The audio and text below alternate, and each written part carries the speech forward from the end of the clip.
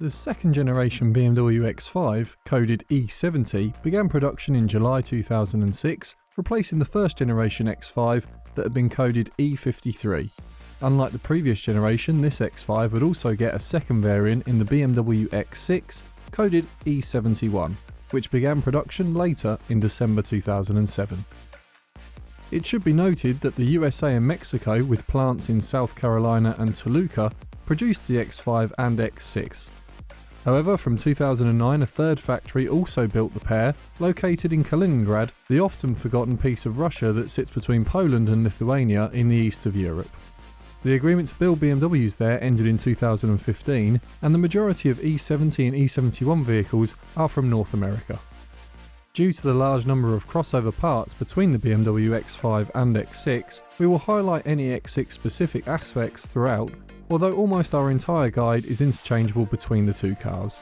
The rear manual gearbox option on the previous generation was dropped in the E70, although the xDrive system was retained, albeit in an updated form. In case you are wondering, the automatic shift joystick in this generation has no mechanical connection to the gearbox and instead sends its commands via electronic signals to the transmission. A single facelift was carried out on the BMW X5 and X6, with notable upgrades being the iDrive and audio systems, but the front and rear lights were also revised, along with new bumpers and wheels to stand them out. For the X5, this was the 2010 model year onwards, and the X6 followed a year later. Engines range in size from 3 litre to 4.4 litre and 4.8 litre. Although we will go into more detail on the engines later in the guide, it should be noted that all diesel options on the X5 are 3 litre capacity. Both the X5 and X6 were offered as M models, a first for the SUV range as the previous generation X5 was not offered as a dedicated M model. For those of you looking to buy an E70 X5 or E71 X6, but have heard horror stories of faulty electrical systems, it is worth remembering that most luxury brands have this stigma attached to them because their cars are always pushing the envelope of capabilities and offering drivers the latest technology that hasn't had the years of real-world testing that some manufacturers prefer before releasing a vehicle. The X5 and X6 are no exception to this, and this generation was the first production vehicle to feature a new type of electrical bus system that was faster than any other type of its time, named FlexRay. This was used to control the chassis damping system and is one of the reasons the X5 retains many handling characteristics of a regular sized car despite being an SUV. Common faults to look out for include the power lift struts eventually failing, and rear suspension airbags are particularly susceptible to failure, especially if there's a third row seating. Vehicles equipped with comfort access can suffer from failed door handles. If this occurs, there is a risk of increased battery drain, leading to a bill for new handles, new battery and battery coding. The tail lights that are located in the rear hatch can allow water ingress as the taped seal fails over time. If you notice water ingress, be aware that this is likely to lead to corrosion of the contact points and failure of the unit. Replacing the rear hatch mounted lights can be a fairly easy job. However, once new units are fitted, they are likely to look out of place against the weather-worn outer rear lights mounted to the body. Buying a full set directly from the manufacturer rather than BMW is a great way of saving some money, with the only difference being the omission of a BMW badge on the rear moulding of the light unit. Water pumps and coolant hoses are prone to becoming brittle and breaking on all models. Inspect these as best as possible and see if they've been replaced before. Look out for poor alignment on this generation X5 and X6. A specialist alignment shop may be more expensive, but the E70 and E71 can chew through tyres very easily and are very sensitive to poor alignment. The larger control arm, or thrust arm as some name it, has a bushing that is a common failure point and can often be misdiagnosed. Knocking suspension and a slight judder under light braking at around 60 miles an hour or 100 kilometers per hour is an easy way of testing to see if this is the issue. Finally, failure of the fuel pump module will lead to a smell of fuel in the vehicle. As ever, our lists are common faults and non-exhaustive. We try to highlight the most common issues, but if you think we've missed something, please add it below. But next we have the engines, and on the X5 you'll be choosing through almost an entire lineup of forced induction motors, with the exception being the 4.8i.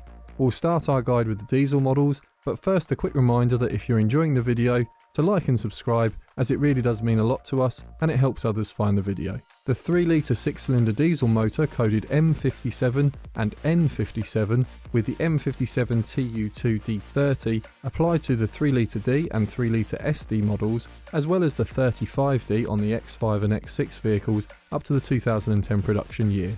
In the US only, these engines are equipped with a selective catalyst system exhaust fluid from 2008. The US market is coded with an M57Y between 2009 to 2013 as the xDrive 35D. For the rest of the world, from 2010 onwards, gets the N57D30 in single turbo 30D models, twin turbo 40D models and triple turbo M50D.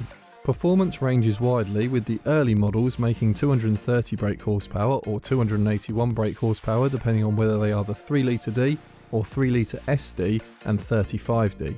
Facelift models get 265 brake horsepower in the USA, and the rest of the world gets either 242 brake horsepower with the single turbo N57, 302 brake horsepower with the twin turbo, and 376 brake horsepower from the triple turbo. Early diesel models share an engine with the E53 generation X5 and are generally considered reliable due to them being well understood by BMW by the time they make it into this generation X5.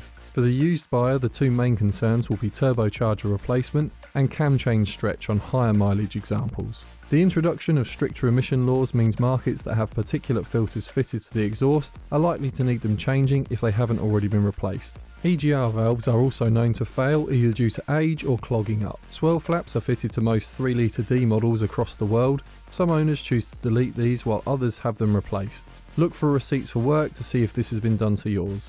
For the later N57 engine in facelift models, the main concern for owners are cam chain stretch or failure.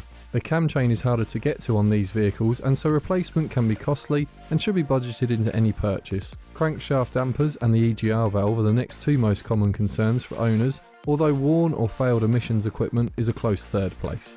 Next up is the 3-litre inline-6 petrol engine coded N52B30 on earlier models and N55B30 on late models with badges of either 3-litre SI, 30i or 35i with power ranging from 267 brake horsepower to 302 brake horsepower. Although these engines are generally considered to be one of the most reliable in the petrol lineup, it is worth listening to loud ticking noises at idle, indicating either faulty spark plugs, ignition coils or Vanos solenoid failure. Visually inspect for oil leaks, with the most common spots being around the oil filter housing due to cracking and along the valve cover gaskets. As mentioned earlier, coolant leaks are another common fault. Next up is the largest engine offered, the 4.8-litre V8 producing 349 brake horsepower. These had also been around for some time when they reached the X5 and X6, so oil leaks, coolant leaks and valve stem seals are the main areas of concern. Finally, the N63B44 in the 50i models making 401 brake horsepower and the S63B44 in M models creating 547 brake horsepower. The N63 motor hasn't maintained the strongest of reliability records among owners, with high oil consumption being a common theme and reports of fuel injector and timing chain failure. Valve stem seals and battery drain also rank highly on fault lists. Failures of the dual Vanos system is another leading cause of issues. To be fair, we did find reports from some owners pushing back against the plethora of reported issues, saying that they hadn't spent any money outside of regular servicing and wear items on their N63 motor. The S63 in the X5M and X6M is a different story, with owners reporting that they are much tougher and capable than the N63. Although we did find occasional reports of engine failure, we couldn't find a common theme for this issue. Overall, the S63 will require higher maintenance, but in return, it should be fairly reliable for owners that don't regularly push the envelope of its capabilities. We should note that the engine is known to consume oil, so regular checks and top-ups will be needed to keep the motor in prime health. For our picks, we've split it into two options, with the budget choice being an early 3-litre diesel in 3-litre D or 3-litre SD specification with a well-documented service record. For the higher budget choice, we'd either look for a great condition low mileage 4.8i model or the X5M. If you want more from the miles driven, then why not check out our podcast or website? You'll find links in the top comment of this video. Once again, consider liking and subscribing, and until next time, take care.